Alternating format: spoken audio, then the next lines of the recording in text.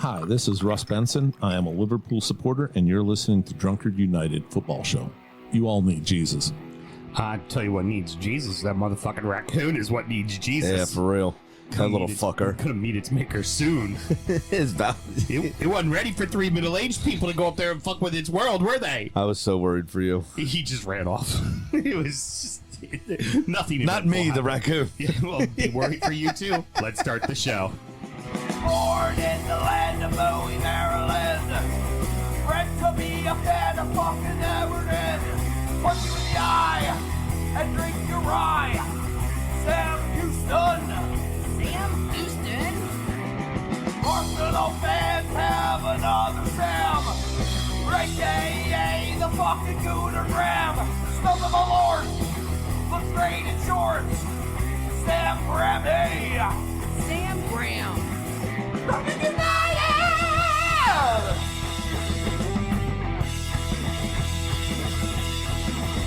Fucking United!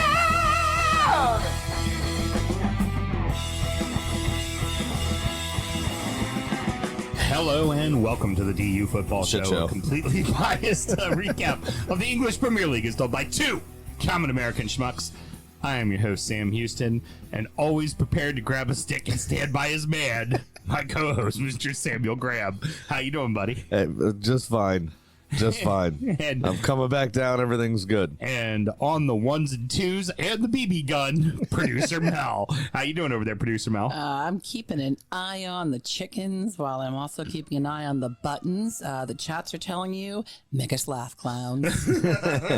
As I call her, actually, Professor Buckshot over there. We're recording at the DU Public House just outside the nation's capital. You can check us out wherever you get your podcast. And, of course, streaming live every single Monday night, normally At some 10, point, yeah. but a little bit later because, well, you know, shit happens like raccoons invading the chicken coop. Should you want to chat with us, there is many ways that you can. Mr. Graham, tell the good people how they can get in touch. You know, this is why I say that working from home is a terrible idea. Things distract you too much. If we were in an office, this wouldn't be a Yeah, problem. we'd be perfectly okay. And my chickens would be dead. I am in an office. Technically, This I is guess. my office. It's at DU You're Football in Show my on all, office. at DU Football Show on all the social medias and dufootballshow@gmail.com to get in touch via email, unless you somehow win our affections and get our phone number, and then you can just text us after half a bottle of Evan Williams. Yeah, or text us while we're doing the show and just send us memes and all that kind of stuff. And yeah, it's just what it is. He's whiskey memeing. Yeah, well, the bad part is when one of the two of us get drunk and decide to entertain that texting, Oh, yeah. and then it becomes 2 a.m. talking for 3 hours, and then promising to go see Robert O'Keefe in Maryland if he ever came. And next thing you know, we're in Alexandria, Virginia, standing out in the back of a parking lot waiting to After going way too hard the night before. waiting to meet somebody's legend.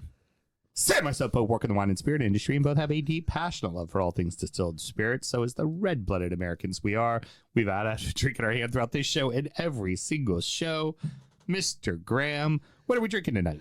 This is one of your more endearing fuck-ups. Yeah, I It tried. was so sweet when you said it stood in an alley to wait to meet somebody's legend. I think you meant hero. Yeah, okay, yeah, But whatever. meeting someone's legend sounds so much better. I loved it. we're his heroes. He So- meant the legend. It's so cute. We are drinking Hemingway Rye. This is one from a previous top 20 list. Last year, we it was like 14, 15, it's something like that. Yeah, you might be right. 90% rye. That's from Kentucky. Yeah. And then Indiana. Yeah, And then MVP, 10% Kentucky rye. And they are all 95.5 blends. Both of the ryes that they use were 95.5 blends. 51% by volume, so 102 proof if you're counting at home. It was delicious. It was absolutely delicious. It was delicious when we had it before. It's delicious now. We're trying to make room in the closet. So there's going to be a couple until the new list comes out in a couple of months. We will be Making some bottles, making some revisiting bottles disappear. revisiting some Occasionally, some old we'll- ones and making room for the next top 20. Occasionally, we have some unicorns that will crack out, or something like a limited release or something like that. I already have spoken to a certain somebody in Severna Park, and we will be getting Edition 11, a little taster of that. Edition 11. Come on. What do we do every year? Oh, hog. Yeah. Yeah. That side just got to go over. I just saw it hit stores this week. Yeah. It's absolutely right. I just got to go over and pick it up. That's all I got to do. So that was because then we did, obviously, on the EFL show, we did the Milestone, which was a limited release that just came out. So there'll be a few of those in there. But for the most part, this is kind of one we like to try to clear out the whiskey cabinet a little bit. Myself personally, I take a bunch of these bottles that are like a quarter full and put them in the cabinet out in the kitchen where it's like I have a little liquor cabinet out there. I'm like, these are the bottles that need to be drank. If I want a glass of whiskey, I'm not opening a new bottle. I'm making one of these go away. Right, exactly. Key thing with this, 95.5 that we were talking about, 95% barley, 5% rye. I'm sorry, 95% rye, 5% barley. My apologies. Very, very, very, very, very sought after, particularly from Indiana, which is the MGP distillery. Exactly. So, which is why they use 90% of that in this. Right. blend. So, but not easy to come by. That's kind of the point, and it's mostly why it made the list, to be honest with you, because this is a very unknown brand. You know. Yeah.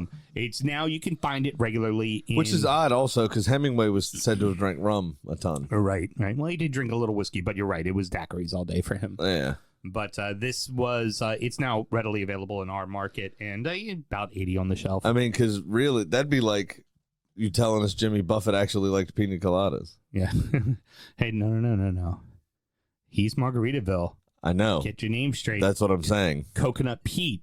Motherfucking. I know. That's my point. Yeah. Hemingway's known for drinking rum, yet this rye is named after him. Excuse me, young lady. I think you mean Pina Coladaberg.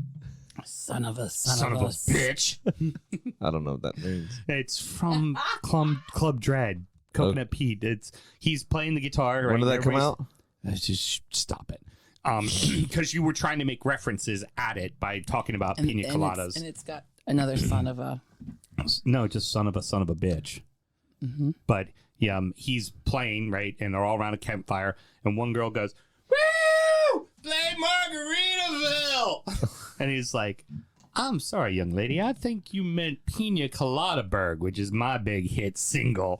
And she's like, "No, play Margaritaville." He's like, "Came out with Pina Coladaberg 5 years before that fucking asshole son of a bitch." Slamming down his guitar and walking away. The late, great Bill Paxton, everybody. That's pretty good. All right, let's get into it. Have a good show, brother. Yeah, have a great show. You too. Look at that. Everybody got glasses tonight. We got good tanks in there. Yeah, good tanks. That's pretty good. Not bad. Tanks. Tanks. There was a ton of late drama over the weekend to get to, but we're going to open with the battle of heavyweights, where the Gunners may feel like they let another one slip away. Arsenal 2, Liverpool 2. I just want to say right off the bat before we kind of let you go where you're going, Sam, because I'm sure you have a fuck ton to say about this match.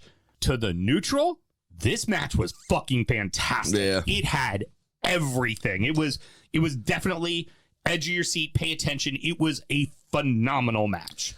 Yeah, so obviously Arsenal still somewhat pieced together with the Saliba suspension, Odegaard still being out. Saka and Timber both came back, but then Saka I think got subbed off as more of a precaution. Timber and Gabriel then went down with injuries, which I still haven't seen an update on at this point. I said good news pre-match for Arsenal, but did Arteta push a little too much? I think he might have, but I think he also needed to, because if we lost this game, we were in big trouble. Yeah, we would have, I think, fallen away a bit. Yeah, I'm disappointed. Having had the lead twice, you would have expected to come away with a win. Big picture, not being at full strength, blah, blah, blah, blah, blah, the two injuries, all the things that I laid out, obviously I'm happy with the draw. But it's another one of those draws that feels like a loss. You know, it's one of those, like, we had the lead twice. I feel like we could have pushed on. I feel like we could have done something here and gotten ourselves properly back in it with a bit of a statement. I also don't think, and this is all I'm going to say about it, because I'm we rag a ton on refs, obviously, and rightfully so in a lot of cases. And VAR, I don't want to VAR everything to death either this week, even though there was a lot of VAR that fucked a lot of shit up and took way too long for everything. I don't want to VAR a lot of shit this weekend either. I don't think in a million years that foul that he called on Kivior as a foul. Mm-hmm. That he barely leaned into him at all. He was already up. Soboslai didn't jump. Mm-hmm. It happens all the time, and usually when it happens at midfield, the person that didn't jump gets called for undercutting the other person and gets called for the foul, not the jumper. Right. He made contact, I think, with the ball at either the same time or just before his hip hit Soboslai's shoulder, Mm-hmm. and he has every right to go for the ball. Yeah. So I don't think in a million years that's a foul, and the rest of the play should have been able to stand, and that would have resulted in that was an Arsenal goal. Yeah. Yeah. That's frustrating. Also, a bit why I'm disappointed because we did still have chances. The first 2 goals though that we scored were excellent. Mikel Merino obviously opening his accounts up, phenomenal cross from Declan Rice. But then just the sometimes this was kind of a weekend almost for Sam Allardyce, Tony Pulis, and Neil Warnock circle jerk. Mm-hmm. It was very Route 1. Yeah, there was a lot of Route 1 football this weekend. I'm sure they were all sitting in their armchairs with huge hard-ons over this weekend. A lot of goalkeeper assists this weekend. You had Saka's goal was just excellent. I mean, it reminded me of an old quote from Arsene Wenger, which was very funny. He played in a charity match against Zidane. Mm-hmm. Obviously, the greatest coach France has ever produced against the greatest player France has ever produced. Right. And possibly one of the top 3 players that have ever played the game. Right. And they were in a charity match together, and Wenger dribbled him. And when asked after the game what happened in that passage of play, he said, I went left, so did he. I went right, so did he. I went left again, and he went to buy a hot dog. And that's what Saka did to Andy Robertson. Yeah. Pretty much. One of the best memes I saw about the thing said Saka sent Robertson back to Glasgow. It was just a phenomenal. It was a great game. Let me throw this to you too, because I'm going to throw these 2 together because obviously you scored the first goal. And you play, and you're up 2-1 at the end of the first half. You play a almost flawless first half, except for one mistake that led to Van Dijk's goal. It was Havertz not stepping to the ball in that near post that allowed the flick to get on. Once the flick goes in, it's luck of the draw who gets there first. Right, essentially, if they get to it, it's a goal. If you get to it, it's out. It was in a perfect danger. It was a perfect flick. Mm-hmm. But Havertz was waiting on the ball to come to him instead of attacking the ball. Yeah. He jumped way too early. And I can't remember who it was now. Got a flick on to put it in the middle. Yeah. Yeah. Now, the other part is that you had a nearly flawless match against Mo Salah. You had shut him down completely. Well, that's Jurriën Timber. That's the thing. For one time. And that one time. The one time was 17-year-old Lewis Skelly. Yeah, right. But equals a goal. Yeah. Exactly. It's just like, because even there, he held good account of himself other than that one time. Right. So it was like for Arsenal, you look at that, and much like the City match, you play a damn near close to perfect match, and just somehow it ends up being a draw. Now, it's like, it's not a loss, right? That you can take and you can go, it's not a fucking loss. But at the same regard, you're like, fuck, we should have won both of those. We should have won fucking both of them. It's one of those. In isolation, I'm kind of sad. Mm-hmm. Like, I'm disappointed.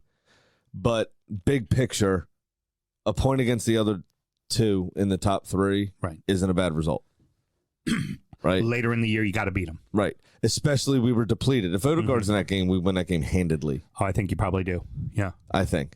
More chances are created. There's more stuff going on. I thought Trossard had an excellent game.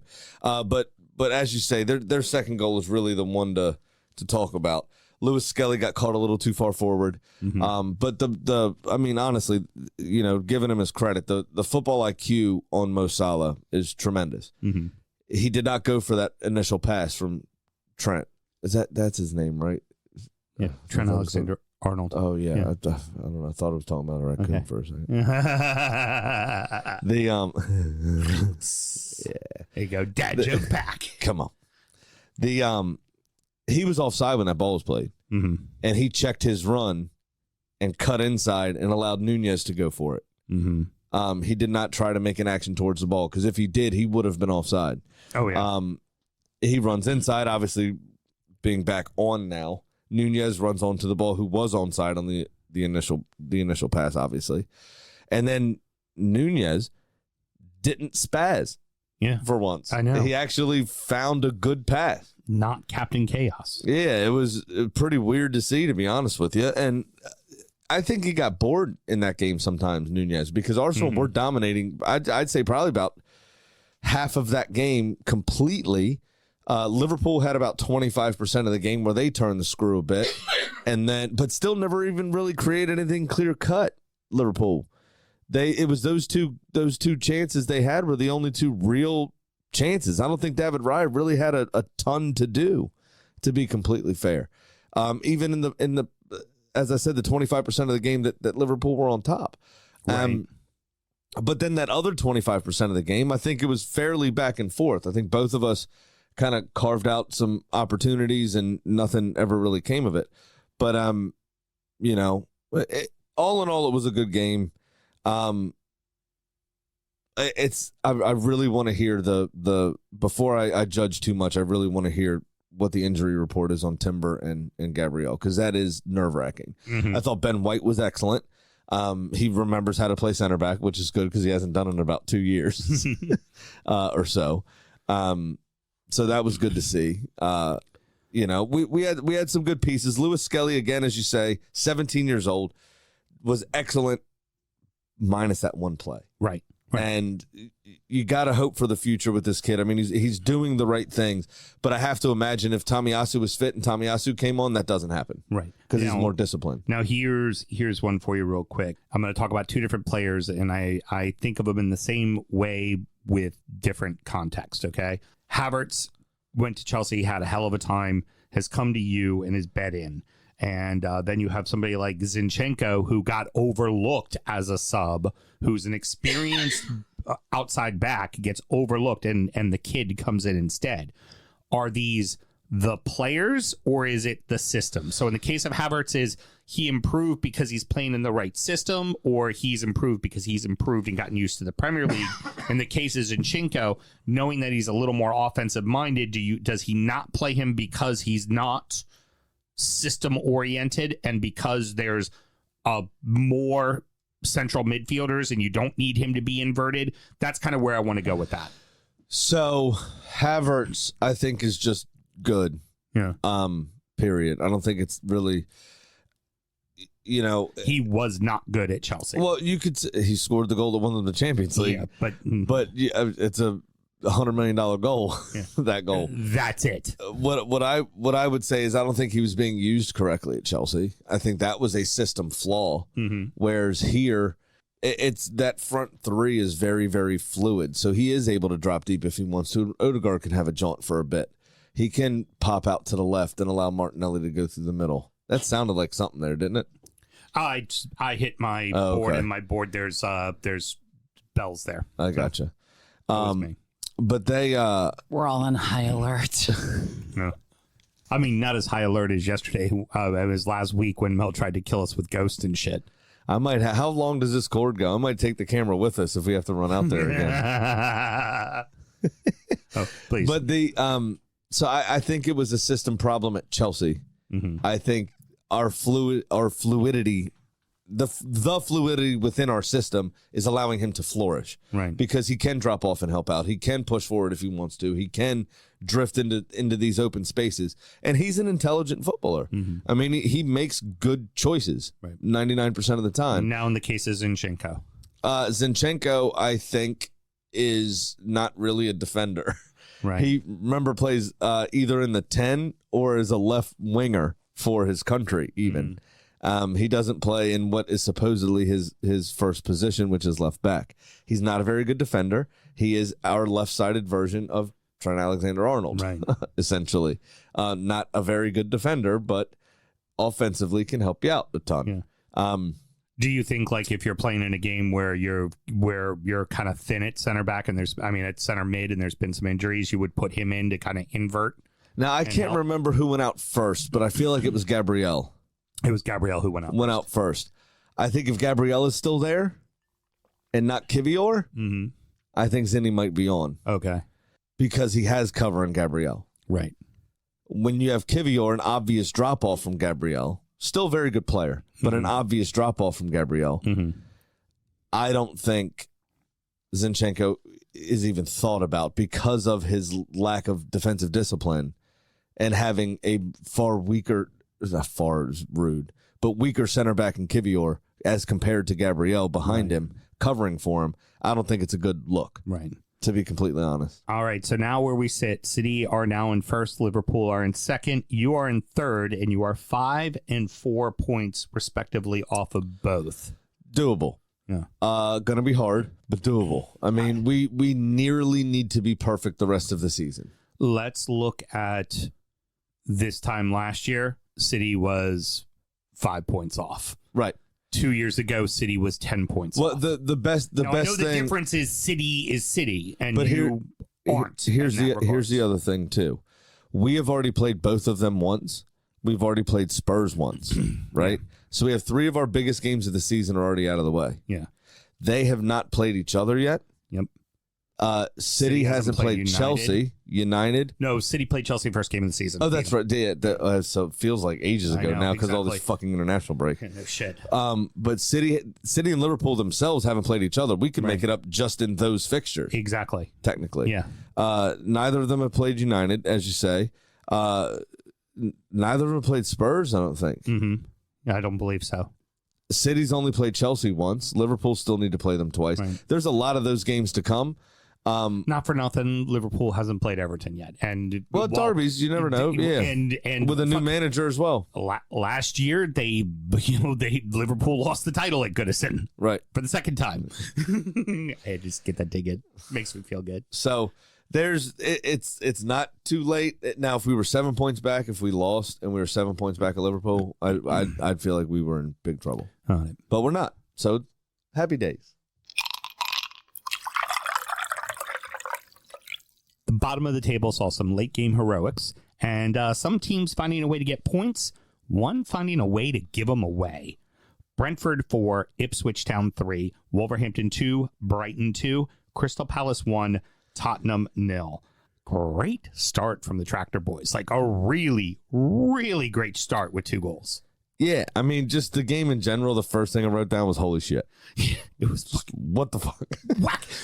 If it wasn't for Arsenal Liverpool, this would have led the show. So Undoubtedly, this would have led the show. we've talked about it a few times. One of the inspirations for our show is Football Ramble. One of the guys on said show, Jim Campbell, Arsenal supporter.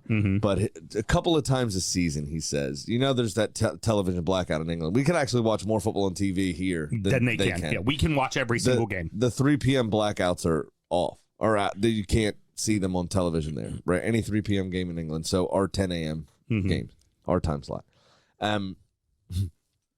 He's a couple times a season, he says that he completely avoids football scores for the day. And like he was a child, waits for match of the day at night. You get to see all the They highlights. get to see the and highlights everything. and everything and find out who won and did stuff, right? So he stays off social media, he stays off everything, just ignores his phone for the day, goes for a walk with his girlfriend, whatever. Right. And he said, what a treat it is when you turn on Match of the Day and the first game on is Brighton 4. Yeah. Or Brentford 4, excuse me. Ipswich 3. He's like, what kind of fucking mad shit happened in this one? Exactly. For it to lead the weekend, right? I know. It's very, very good. And it absolutely delivered, man. 27 minutes to get the first goal in a game that Brentford are involved in is not okay. Yeah. I'm going to stand for that. You have set a bar. Fucking keep the bar. Yeah, I mean, precisely. Well, now they're scoring just them all do in be- extra time at the end of the first half. Instead. That's their Just move now. do better is all I'm trying to say. Sammy Smotic. Always nice to have a Sammy in there. Yeah. Obviously. Other open the than I score. dropped him this past week on my fantasy team. Nice. Because he wasn't getting starts. He starts and fucking scores. Could have used that this week, foreshadowing. Yes. Could have really used that this week. Probably. I could have used anything this week would have helped. But always nice to have a Sammy in there. He fine goal. And then George Hurst doubled the lead just 3 or 4 minutes later. Great little dinked finish. And excellent little goals. All right. Somebody is going to go chase after a raccoon. And here we go. Keep it going, Mr. Graham. There goes producer Mel, everybody. Just be careful, Mel. Going. Well, the thing is I wonder if it got caught. Oh, could. Yeah. Maybe. I Yeah. don't know. We'll We have didn't to set up see. a trap. That's illegal, Sam. Yeah. No, that's right. Allegedly. not do Saturday. that. Saturday. Definitely didn't do that. But yeah, it was just two great finishes. It was absolutely fantastic from them. But just before halftime, they remembered they were a newly promoted team. And allow me, and also not just newly promoted, Harry Clark having his Premier League debut. Oh. No go so good. No. He scored a defender shit hat trick. Only the second player in Premier League history to do so. Own goal. Yep. Responsible for the penalty. Yep. Sent off. Yep. It's a hat trick of blunders. Day at the office. Some would call that a comedy of errors. Harry, no do so good. No, not great at all. So obviously he had the own goal. Wisa scored first, Right. actually, proper goal, which was decent. Good news for them to see Wisa and Mbeumo both healthy. That's very big for them. And then the second Wisa goal, that was upsetting to see that. Yeah. He also probably, if it didn't go in, could have been sent off for that. Yeah. For no a shit. deliberate handball as he slid by. Yep. As well. That was absolutely terrible. I feel, Young man thought he was still in the championship, and there was no VAR, big no time. eye in the sky to see shit. yeah, but he put it in his own net, so it didn't matter. Obviously, he dragged down somebody from Brentford. I forget who it was. But kind of For the penalty. not horse collared him, but it was a rugby tackle essentially. Yeah, definitely. It was pretty poor. Continuation rule. Contact started outside of the box, but did continue into the box. The player was still on his feet, was still running, was still attempting to play the ball, and got dragged back in the box as well. So that's why the penalty was given. No Ivan Toney, no problem. Apparently, Mbeumo takes penalties the exact same way. With his left foot as well, I think it was. Yeah, well, it was Tony's a lefty, he's a righty, but it is the exact same like hockey wrist shot. Just walk up, boop. Yeah. You will not get to this. Absolutely perfect penalty, obviously. And then Brentford are flying right back in the game, right? And then obviously having taken the lead. So they're up 3-2. And then Clark completes that hat trick of shit. Gets the red and card. Gets the red on 68 minutes. But on 85 minutes, late in the game, Liam Delap Levels Fucking it up. levels it up 3-3. Yep. At textbook finish as well. Hey, he's proving he is damn good at that. Yeah. He's doing that with regularity. It was excellent. It was excellent. And everybody's excited. The away end's jumping. You've got, everybody's going nuts for this. Feel like this is the way the game should end, right? Ipswich deserves a point. And then Mbeumo had the greatest cross shot that has ever happened. Ever. Just a complete blunder. Like it's. Oh, just yeah. that- He was crossing the ball Oh yeah. to the far stick, but put it on frame, which you are somewhat taught to do, just in case. And it evaded everybody, but And the keeper went, deceived Muric. "Oh shit, that's going on net." Nobody headed it, right? And was like, uh-oh, and then couldn't catch up to it. And then you have Brentford winning the game with 90 seconds left in stoppage time. Just insanity. Muric had more than one blunder in this game as well, most of which went unpunished. But some very weird goalkeeping from him, and Robert Sanchez fucked up a few times as well in the Chelsea game. Yeah, agreed. Some very weird goalkeeping this weekend. So here's my concern with Brentford. Brentford can score a lot of goals. Brentford gives up a lot of fucking goals. And what I wonder and what my concern is for them is that at some point, a defense can always figure out an offense, right?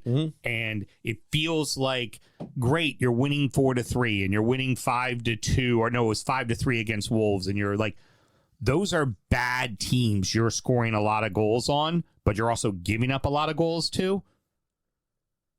The Evertons of the world are going to give you maybe one.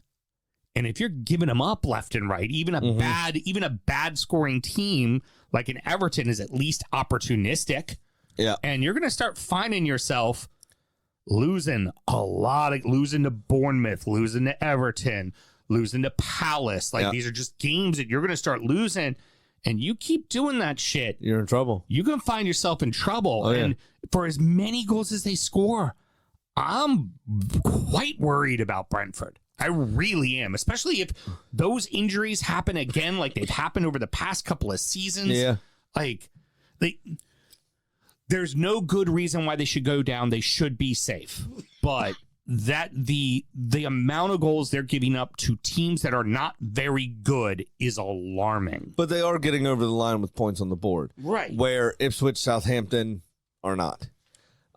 Again, I think I would be worried for them if there weren't three teams far shittier than they were. Agreed. So I think cause for concern for me. I think they're comfortably safe. What I would worry about is if they lose Thomas Frank, because as we'll come on to, a little spoiler, but a little foreshadowing. Yeah. Eric Ten Hag got fired. Yeah. Somebody might be there. Might be a new job opening. We'll come on to that. Yeah, exactly. And if Graham Potter can't be coaxed out of his hiatus, if Eddie Howe can't be coaxed from Newcastle, which I don't think he can be, if Gareth Southgate doesn't want to do club football, just wants a break, who are United going to go for? The next best thing right now probably is Thomas Frank. To be completely honest. Probably really or is. Marco Silva at Fulham. I gotta say, And he's one that can have his head turned. Yeah, he did before.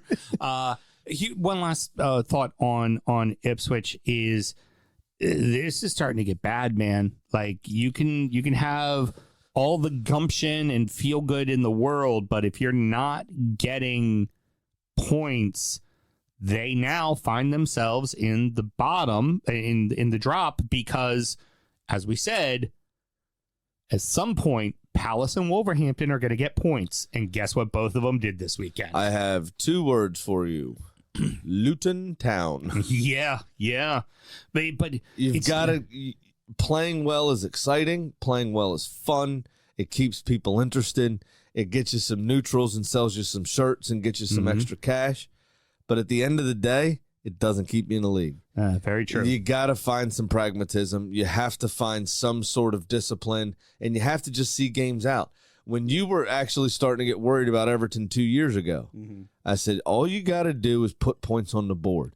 And you were getting discouraged around March when those points were only draws. Right. But you rattled off 4 or 5 in a row, and everyone else didn't get a just saw a fucking thing. And you just start one place at a time is still moving up. Yeah. So, right now, if you draw every game of the season, 38 points, you should be safe. Yeah, you should be. Absolutely you should be safe. So you got to start getting some of these. If you're Ipswich, you got to start turning some of these very close 1-goal losses. You have to start turning them into draws and start separating yourself from them bottom teams. Seagulls were fucking cruising. 85th minute, they get that second goal, 2-0. Game, set, match, right? This should be it. You're a good team playing a bad team, and that should be done. And Wolves, they may not be playing well right now, but the one thing they have going for them is they're absolutely never say die. Yes. And that proved here as they figure out a way to get a goal right after that and then get another goal at the death to tie 2-2 and get a much needed point, and honestly, a morale booster. Yeah, absolutely. First off, the first 44 minutes was a goalkeeping clinic from these two. Yeah. It was absolutely excellent. Yeah. They were phenomenal. I actually made Tegan watch it. You were like, get over here, girl. Learn something. Yeah. Those two were fantastic. But on 44 minutes, Danny Welbeck continued his purple patch that he started the season with. And an absolute, if Tegan was a striker, I'd have forced her to watch his finish. Diagonal run, so he stayed on side. Little brief look up to see where the goal was. Head down, knee over the ball, far corner, low and hard. Yep. It was a textbook fucking perfect finish. This is what you teach children in the park. Keep your head down, stay over the ball. It was absolutely fantastic. The beginning of the second half didn't have much in it at all. And then Ferguson doubled Brighton's lead on 84 minutes. I can't think of another player that needed a goal more badly than Evan Ferguson. Oh, Jesus, yes. His confidence is shot. I think I think they said injuries something and ridiculous. that He just- hasn't scored since February or March or Yeah, something. yeah. Because he was hurt to close the season, hurt to kind of start the season. He was, I think he was carrying a small injury to start the season. Welbeck scoring. Pedro's a key part to that lineup. So where the fuck is Ferguson going to play? He's now third man in that lineup. 87 minutes, though, a little bit of a scramble allowed Ain't Nori to fire home. So just a couple of minutes after they double the lead. You know, when I was coming up, we always had the rule of the hard five. After you score, hard 5 minutes. Because most reply goals are scored within 5 minutes of you scoring. If you can weather those 5 minutes, some ridiculous stat if you have like a 70% chance of keeping them out the rest of the game or from that point forward. You know what I'm saying? But they didn't do that, obviously. The other cliche in football that was proven by this game is that a 2-0 lead is the most dangerous lead in sports. 2-0 lead for Ipswich in their match. Yep. The reason for that, it is a bit of a cliche, but the reason for that is because at 1-0 you're still on edge. Any moment could change the game. You think you have to. You're still focused in. At 2-0, a bit of complacency starts to step in. Couple that with 2-0 that late, you think you've just put the game to bed. That's going to lead me to the next question too. So and once you take your foot off the gas, it is very hard to get going again. Near impossible to get going again after the kind of air has been taken out of your balloon. Then it's scramble mode. Right. You know, the perfect example was that we have something to lose here. We need to hold on to it, and you end up trying too hard and fucking up. That Bournemouth Everton match where it just kind of it was all because it was all right at the end too. It was only the last 9 minutes of the match. Right. Same instance here was essentially the last 9 minutes of the match. Seagulls, you showing a little? Showing a little what? The question is the Seagulls youth showing a little? Oh, here? youth. Yeah, youth. I thought you said seagulls. You showing a little. No. Like, what does that mean? Yeah, that's what I heard too. My apologies. No, you're good. Youth showing a little. Just didn't understand. Heard. You don't understand most things, Graham. I mean, true. Yes. Or I understand them too good, and y'all I can't dumb it down for y'all, so I just choose to ignore it. No. They're fine. I think there's a bit of naivety in the coaching. I think he may be a bit too young, but so far so good for a start to the season. These are two teams that you would kind of reckon are around the same spot in the league traditionally, right? Over the last couple of years, I was worried for Wolves, but they did have the hardest start to a Premier League season apparently that's ever existed because everybody wouldn't shut the fuck up about it this past week and a half. When you have a 4-on-1 break, Sam. Yeah. Part of sports, obviously, is that you wear to distinguish yourself from the other team. You wear a different colored shirt, right? Or a complete different colored uniform, or what have you, right? Contrasting. And when you're 4-on-1, there's 4 options in front of you because one of you has the ball. There's 4 options in front of you, and if one person's not wearing what you're wearing, that's the person you should probably try to avoid. Right. And there were so many options. It almost looked like, squirrel, like he didn't know what to do and ended up just giving it to the guy in orange, even though they were wearing blue and white. Right. Now, that player, which I don't remember who it was, found one of the passes of the season in a very pressured situation because he has now received the ball fine, but he's surrounded by 4 people. Yeah. So I've got to get the fuck out of here. Yeah. He takes one touch and sprays it out to Cunha. Cunha completes his counterattack. If you watch him, as he's nearing about 25 yards out, he's pointing and then going like this. Move. Where are you? Right. And then looks down and just says, fuck it. I'm doing it myself. Yep. And you can see those wheels turn as you're watching him run towards. What was great about the highlight package was they had that camera that's on the ground kind of behind the goal. That's the one they showed it from. And he goes like this, and then you see him almost scowl. Pulling a Serrano from fucking Major League. Fuck you, Joe Boo. I do this myself. Yeah. And then just fucking finds it. Just gets it done. Yeah. And from a 4-on-1, Wolves equalize. I haven't seen a better counterattack since Watford in the playoff final. Oh, yeah. The one with Leicester. It was phenomenal. Teeny. It was phenomenal. It was absolutely phenomenal. Palace on the board and out of the drop. Not pretty, but it works. If Evan Ferguson needed a goal to restore life in him. Mateta desperately needed a goal. Well, Mateta did too, but Ali Glasner needed a win. Yeah. They needed that bad. In terms of the game itself, it was a bit of a damp squib, in my opinion. Well, Palace were much more efficient. I wrote fart less instead of far less. They had fart less of the ball, but many more chances. I mean, they outshot them like 8-3 on target or something ridiculous. I got those exact numbers for you. Here's the thing: despite having only 39% percentage of the ball, 6 shots on target to Spurs 3 shots on target. That is a damning stat for Tottenham. Well, yeah, it's absolutely the efficiency that Palace played with. However, none of the game was really exciting. Oh no, to be honest. But one of the moments of the season was the goal, and it wasn't because of the goal. It was because of that. I actually wrote something very nice about it. It was an okay cross from Munoz, right?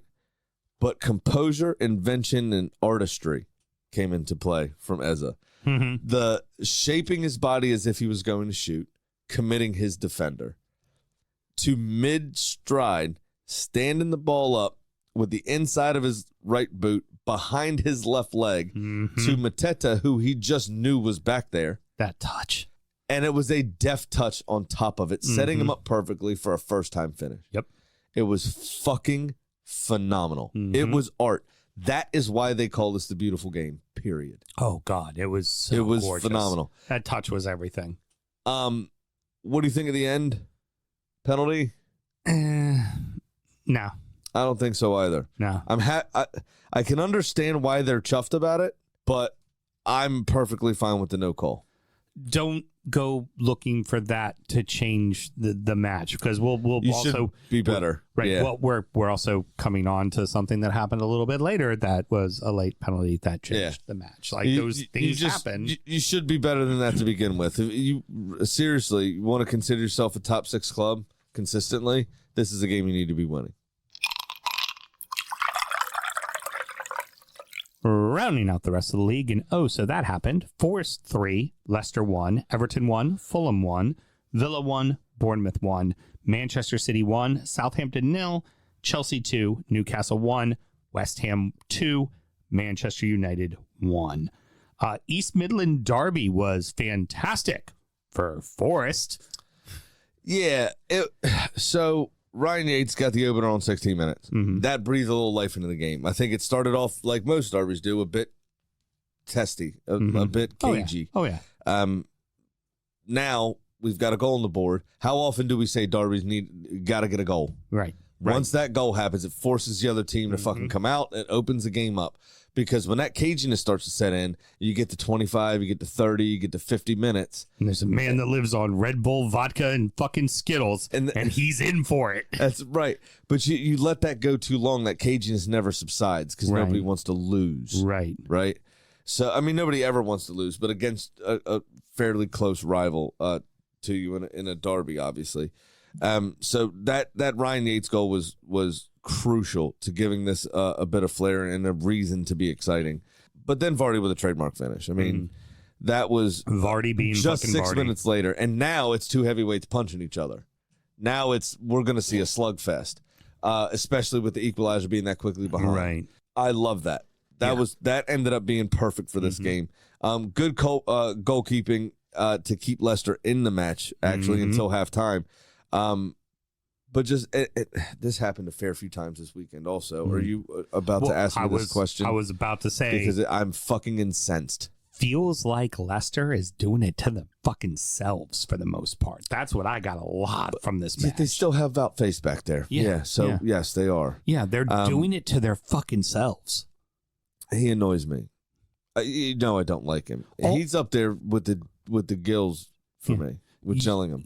Yates' goal was good. All 3 of the goals Forrest scored were good, but all 3 of them were off of clear-cut mistakes from the Foxes, 2 of which were Wout Face. Directly Wout Face. Guy just keeps fucking playing. Like, he is costing you goals every fucking week, and he keeps fucking playing. I don't like him. I hate his face. I see that. Thank you. Gotcha. Still got it. Killer. No, but what I was going to say was 81 seconds after the restart, you get the second goal. Yep. That happened a few times.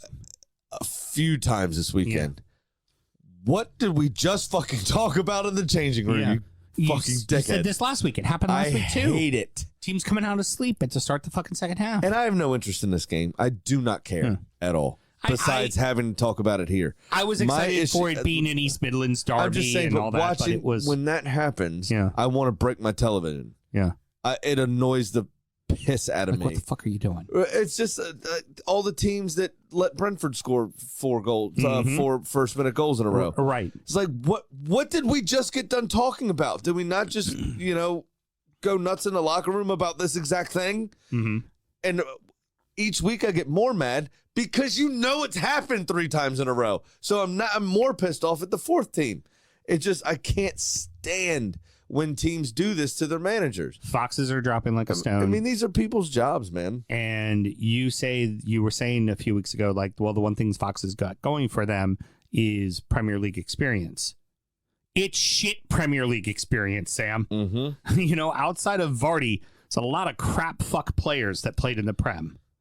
They're not necessarily good. No, absolutely right. But their next match is at Ipswich. I think Ipswich is getting their first win of the season. I don't know if they are, because if you look at Ipswich and Southampton, they are finding ways to give games away. Yeah. Leicester, I feel Leicester found a way to give that one away. But I feel all 3 goals were their mistakes. I feel like Leicester are more in games than the other 2. And Leicester have already picked up some points this season where the other 2 really haven't. I don't like where they're going. They're trending down right now. They could very well be that 3rd team, but I think the other 2 finished below them. I really do. That doesn't mean all 3 of them don't go down. I think you could be the 3 that get promoted or the 3 that are going down. Absolutely could. So on to Everton and Fulham. Both teams played exactly the game they wanted to play. Everton played very defensive. Fulham played very attacking. I'd say in the first half, Everton had some chances that they didn't take advantage of. Fulham scored. Everton equalized late. It kind of felt like the outcome it was supposed to be. I really only have one thing to say on this. Okay. Idrissa Gana Gueye played his fucking dick off. Alex Iwobi played his fucking dick off. That's really the only 2 players who played really good matches. Everybody else, meh. Yeah, pretty much. And Beto scoring his first goal for Everton, that was great. Well, first goal this season. He scored one last season. Yeah, I know. But the way he just cried hasn't and everything. scored in so long, it's just not a point. Well, he hasn't played for 4 straight matches. I don't even count that one now. Yeah, I heard. It's been so long. I thought he left and came back to the club. To be honest with you. I don't know where he's been. And Fulham's very lucky they are Arsenal Junior, or else they wouldn't have scored that goal. Because that was all Hale End all over that. It was all of our youth players. Man, fuck Alex Iwobi. Now that he's playing for Fulham, I don't mind him so much, to be honest with you. Heard. No, I mean, he had a great game. The goal was a great shot and an opportunistic shot on his part, but Tarkowski and Keane, what are you doing stepping off? Like, a guy is dribbling at you at goal. They just allowed him to just whatever he wanted to do. Both of you just kind of just went, hey, take a shot right here on the near post where we're blocking. Have you seen this trend of people doing pumpkins sideways, where the bottom vine, where it attaches to the vine, where it gets cut out and it looks like a butthole? Yes. Have you seen this trend of people carving hands into that and then putting a pair of their wives' undies on it and tucking them into the middle finger so it looks like she's showing you the butthole? No, just you, Graham. Just you. I know my algorithm is so fucked on Facebook right now. But anyway, that's what Tarkowski and Keane were doing. Heard. Very good. Just spreading. Yeah, just spread wide open. Yeah, it was not good. Presenting the goal as if it was a pumpkin butthole. So give it. I will say, if pumpkin butthole's not the title of this show, I don't know what's going to be. We've had we talked about this game enough already, but Iwobi showing class. He even said afterwards in the interview, he was like, it bittersweet that he got to score in his last game at Goodison, but playing in for Everton, it was like he was happy to score the goal, and he was like, there was the minute I scored it, there was nothing in my mind that when I was going to celebrate this. Like, Right. I knew immediately I needed to be respectful to the people that were respectful to me. And he was very cool because he also wasn't always respected by the Everton faithful. So, class on him. He could have been an ass if he wanted to. Yeah, absolutely. Especially after they racially abused another Arsenal legend Exactly. a couple seasons ago. Yeah. Very well take the pot shot if you wanted to. Yeah, absolutely. And be well within your fucking rights. Missed opportunities for Villa, man. They had so many looks and so many Well, opportunities. Watkins started the game like a one-man wrecking crew. He had 4 or 5 chances in the opening 10 minutes, it felt like. But just not putting any of them in the net. Nothing. That's the Yep. problem. Absolutely right. And Absolutely right. It for did. you, do you think that ball was out of bounds? And where's that technology for an end line that they have for a goal line? Because I think that if you would have looked at it, that would have been like right on the fucking line. Well, it's interesting you say that to defend your wife when you were so vehement that Arsenal ball was out last season against Newcastle. Yeah, well, I mean, because it was a clear angle. Here's what I want. Yeah, but where's the technology to do? If you could do it on the, why didn't you do it on the end line? Maybe for the whole end line. Maybe you shouldn't have committed 5 fouls in that one play. I didn't. One of them actually got fouled in that play. What I will say is, if that ball was out of bounds, I would like our 3 points back in the Premier League trophy from last season, please. Heard. Well, I'm playing the rest of the season under protest. Is basically what I'm trying to say. It's absolutely ridiculous. You live your best Arsenal TV life. You go for it, there, stud. Yeah. So Ross Barkley of all people gets the equalizer here, and it wasn't even a shot; it was a tackle. Yeah, it was like boing, boing, boing, boing, and he was just trying to play. It was just trying to block a clearance. It looked like. Spot. We're I at think Abby's he saw game. a crayon in the back of the net. We're at Abby's game. Nom nom nom nom. I'm watching it and I got it in my ear and I look at Sam and go, "Ooh, crayon scores!" Yeah, nice. That's perfect. Leon Bailey could have been a big trouble. Yeah, but VAR gave him the benefit of the doubt there, because I've seen that given this season too. That handball, I think, could have been a penalty, and he got very, very lucky that it wasn't. Like I said, so many opportunities that they should have been up at one point. They should have been up 3-4-0, and you let a team stick around. They're gonna make you fucking pay. And Mateus Delict gives away a penalty. You're right. They should have been 4-0 up as well. But anyway, 13 seconds left of stoppage time. Evan Nelson with a great header, but it's all about the cross there as well. Oh, yeah. Much like Marino's header, which was a good finish against Liverpool for Arsenal. Declan Rice's cross was 10 times better than that header. This was the same, in my opinion. That cross was absolutely fucking perfect, inch perfect. And Evan Nelson would have been more difficult to miss that chance than to put it away. But very well done. They were allowed to steal a draw because Villa were wasteful, is essentially what it boils down to. I will never get the opportunity to say this again, so let me take pleasure in saying it now. Manchester City and Southampton FC played a professional football match in the English Premier League this weekend. Bro. City never got out of first gear. They dominated the stats as you would expect them to do. They never needed to. Except possession. Yeah.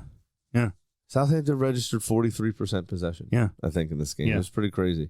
Holland in the 5th minute. Fine goal. 22-5 on shots overall. 8-2 on target. Ramsdale played well. That's it. Yeah, that's really it. The one thing here, if goal differential comes into play, this is one of those matches City wishes they had back. Definitely. 100%. That's really, I mean, that's it. I mean, can the Saints... I put it in my bet. That's why I lost my bet. Essentially. Can the Saints take anything away from this? Yeah, they only lost 1-0 away to City. I mean, that is a morale booster. Should be a morale booster for a team, especially in their position. Yeah, fair. I mean, but that's it. And they had chances near the end. Still lost, still dead last. Yeah. They're going to find it very difficult this season. Odd fucking game for Chelsea and Newcastle. Your halftime check-in on TikTok said it all. That continued into the second half as well. That game was just weird. Moments of brilliance surrounded by moments of mediocrity with a whole lot of just what the fuck throughout the match. Stop just being such a weird Stop fucking giving match. the fucking ball away. God. It was very strange. Cole Palmer called offsides, obviously, in the first time Chelsea put the ball in the back of the net. Marginally, he was off. But later on, a marginal offsides was allowed to stand, which was fine. It was end to end. It was entertaining. It was very entertaining. Yeah, I enjoyed the match. I was watching that match as well because I was not going to watch Palace and Tottenham live, and I was not care. Yeah, and I very much was not going to watch the match we're going to talk about last live. That was not fucking happening. Smokey was sending us messages asking us about it. I'm like, dude, I'm staying the farthest fuck away from that match as possible. There's no point watching that match. If I gotta watch one of these three, this was the one I was watching. Nico Jackson finally gave Chelsea the lead there. Decent football. They look like they're starting to click. Now, in the Newcastle goal, though, you can still see the youth and the naivety of youth surrounding Chelsea. Right. But I thought it was a bit fortunate that he was able to be in the position he was in. Yeah. I'll put it that way. The defending could have been a bit better. This was another one. 70 fucking seconds after halftime, Cole Palmer basically made everyone look stupid. Yep. And like they didn't even get given a team talk. Yeah. It's just like. Yeah. And then throughout the rest of the second half, Newcastle wasn't like they didn't have chances. They just did. Pope and Sanchez did play well overall. Sanchez made a couple of weird choices again as well. Gave the ball away a couple times. Yeah. And put some of his supporters' hearts in their chest. But all in all, it's a good win for Chelsea. It's never easy playing Newcastle, but this season, their season, hasn't really gotten started yet. Yeah, they've had some. Well, even early on, they were winning games, but they weren't really convincing wins, and they were in the top 5. And you're like, yeah, but they really deserve to be there. That top 3, no matter what iteration it was, because nobody was healthy at the same time, and maybe that's part of it. Maybe Gordon and Isak actually don't play very well together. Yeah, you got an Almiron sighting. Yeah, we got Almiron, and he had a couple of decent shots as well. You know, it's unfortunate for Newcastle. They kind of continue their stuttering start to the season. But all in all, I thought it was a decent game, and Chelsea deserved the 3 points for me. Simple question. Don't go too far into it because I want to get to the last match. Is Howe in trouble? And is it even his fault? Because I really don't feel like it is his fault. The only job on the market right now is Manchester United because Thomas Tuchel obviously was installed as the England manager. So that's one less piece of competition if Newcastle want to hold on to Eddie Howe. Yeah, yeah. So is it his fault? Yeah, a bit. Is it mostly the players? Yeah. Yeah. I think so. Oh, I think some of their discipline hasn't been very good. I think they haven't been super inventive. Coincidentally, in the last match we're going to talk about, I would say most of both teams' problems was their manager's fault. Yeah. I think ownership hasn't bought him anything. You know, it's like, right. What are you supposed to do when you had a team that already had frailties and injuries and you don't buy any support? Reinforce. You know, and you're just kind of, okay, you're just kind of stuck. And I don't think you can really put it on Howe right now that they really haven't seemed to, like you said, really start their going. season yet. Yeah. Hell of a win for the Irons. Absolutely fantastic win for the Irons. But let us be very open and honest about it. The first half should have been 4-0 United. They were dominating. They just couldn't put the ball in the net. Garnacho struck the post again, or crossbar, or whatever it was. And this is what I'll say to would have helped me if he scored in fantasy. That would have been nice. All Smoke Dog Millionaire up there. This doesn't happen under David Moyes. Not the win part. No. This first half doesn't happen under David Moyes. I thought, a very serious thought that crossed my mind is Lopetegui could be canned at halftime. We could see his assistant come out and take the second half. They were that piss poor. They were that bad. They were atrocious, West Ham. But I don't know if the players, because they're decent players, minus Declan Rice, this is a majority of the squad that was with them when they won that one trophy that one time. Mm-hmm. And I don't think Lopetegui, and this is what I'm saying, right? Top level managers, mid level managers, bottom tier managers, right? Top level managers have a system. They buy players to fit the system, or they see the players they have and they create a system that fits those players, right? Mid tier managers, usually are married to a system to prove to the big boys they have a system. Right. That's what Lopetegui is. None of those players can play that system. He's not looking around the dressing room. There's a lot of this that's going on, and I think the prime example of that is the guy at Southampton. Russell Martin. I think he's padding his CV with his system talk and system play to get a bigger job where he can get players to play that system, because he's playing a system that City like to play, except he's playing it with championship players. Right. Moyes knew the limitations of his squad. I think he could play attacking football if he wanted to. I think he knows he has to be pragmatic with that group of players. Could he play good attacking football in general? I don't know that he could create a system for that. I do not know. But if you look at, take Arsenal 11v11, take Arsenal 10v11, there is a clearly defined, this is what we do, this is how we work, this is what we are.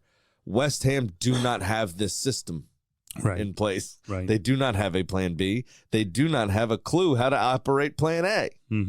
Because frequently this season they've looked like dog shit. Right. Where every third game under David Moyes they look like dog shit. Right. But those two in the middle, more often than not, got them points on the board, and more often than not, they looked okay. It just wasn't exciting, which I can understand as a point.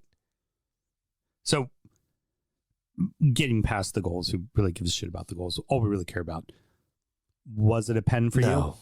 It's not a penalty. It's not a penalty in a million years. I think it was pretty damn soft. Do any of us care? No, absolutely not. Because it couldn't have happened to a better fucking club. Well, I do care now. Right. Because Ten Hag's gone. Right. That got him fired. So, yeah, I do care now because it ruined a lot of jokes for us. There is a perfectly good system guy that'll definitely keep the jokes flowing for you in David Moiseola that needs to come back for the redemption story that he had at West Ham. He comes back for the redemption story at United. I like it. Yeah, it's They got to can be win that. another League Cup. It's got to be that. And of course, early this morning, the news came out that Ten Hag and Manchester United have parted ways. A nice way of saying leave or get fired. We're going to give you some money, go away quietly, and we're going to pretend like none of this ever happened. Sam, I say the same thing that I have said to you time and time again about Manchester United since Sir Alex has left. They have put in every type of manager you can think of, every type of system you can think of. At some point in time, it can't always be the coach's fault. Sometimes it's just the organization, and sometimes it's just the fucking players. Sure money. Given what we ended the last segment on and the fact that this is sure money, I do want to make mention quickly of a very funny story of Manchester United asking Manchester City if they can send their two representatives to the Ballon d'Or ceremony that has happened a few hours ago in Paris on the Manchester City chartered flight. Manchester City's, as a cost-saving measure. Right. Manchester City's response to that was, sorry, no, we can't. The plane's full since we're sending 8 people. I don't think they'd have helped anyway. Right. But it's funny that they have 4 times the amount of fucking people. Pretty fucking brilliant. Anyway, this is Shore Money. This is where we make bets to better inform you of your bets.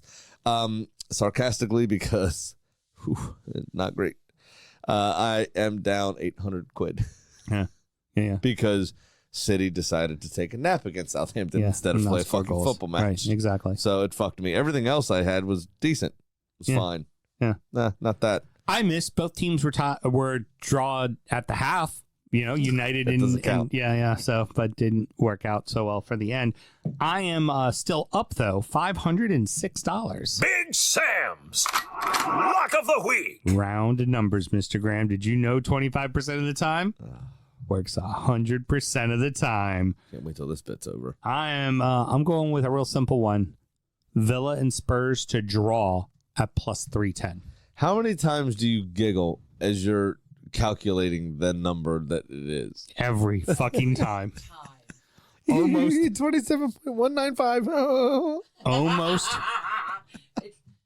It's like you were there. Almost as much as I giggle when I do a bit in the next show. Heard. Got it. All right. I don't mind that, actually. Yeah. I think that match Both have games midweek. Spurs game is against City, isn't it? screams draw Isn't Spurs game against City in the League Cup this week? Yeah, I believe so, yeah. So that's they could be a bit knackered at the weekend. Yeah. Put a little too much into it, try to get past because that's a realistic trophy they could win. Yeah. I don't mind it. That's not bad. And Villa right now they're not losing, but they sure as fuck aren't winning. So, and it's at Tottenham, so I feel like a draw's on the cards for me for that one, I feel. I like it. Mm-hmm. I'm going on a 5-way parlay. 9-way parlay. 5. I've got Manchester City and over 2.5 goals in that game. Yeah, that went so well versus last week. Bournemouth. Yeah, but you got to imagine, again, when City stutter, they tend to come back with a vengeance. Yeah, well, that was 2 weeks ago. Usually. Yeah.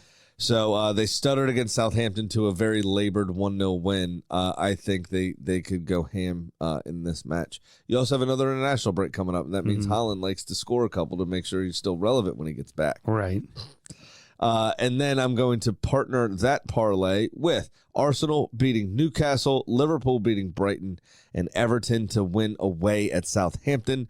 $100 bet pays me plus 1,360 United States doll hairs. Not good gambling. I think it is good gambling. It is all favorites, although Everton and Southampton were both in the plus. Southampton hasn't won a game in the Premier League in 22 matches. That last victory Against y'all, wasn't it? Yeah, it was. Yeah. It was the James Ward-Prowse scoring too late at I still think you've got it. Very good. All right. Well, I still think you've got it. That is going to wrap it up, boys and girls. Mr. Graham, any parting words? Just one more time, I would like to wish my wife a very happy birthday.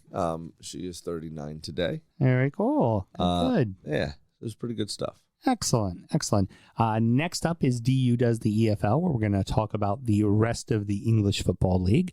And then we're going to do Injury Time, which is our preview show. We talk about the beers we've been drinking, and we also chat a little bit about our fantasy sports and the teams that we love. Now, DU Does the EFL is completely free. You can just look it up on your favorite podcast platform and find it. But should you like to support the show and get our extra content, how do you go about doing that, Mr. Graham? It's patreon.com/DU Football Show. Sign up to that $5 tier, and you would normally get sound check and Injury Time, as Sam just said. Sound check's our actual sound check. Today, we were late enough because we were chasing around a raccoon from the chicken coop. Which there's going to be an update on that as soon as this show ends. You got a free taster. Yeah, we're going to be asking all about today that when we started the stream. So go back and watch the video. It'll be all over the socials, of course. And you can see what Soundcheck's all about. Basically, just us catching up. You get to see a bit more of our personal lives, and we normally interact more with our drunk friends over the interwebs. So, just sign up to that, and it helps us out, and it'll help, keep raccoons out of make the coop great again or something. Oh, there's so many jokes. Until next week, everybody. Good night. Born in the land of Bowie, Maryland. Bred to be a fan of fucking Everton. Punch you in the eye and drink your rye. Sam Houston. Sam Houston. Arsenal fans have another Sam. AKA the fucking Gooner Graham. Stump of a lord. Looks great in shorts. Sam Graham, hey. Sam Graham. Drunken United!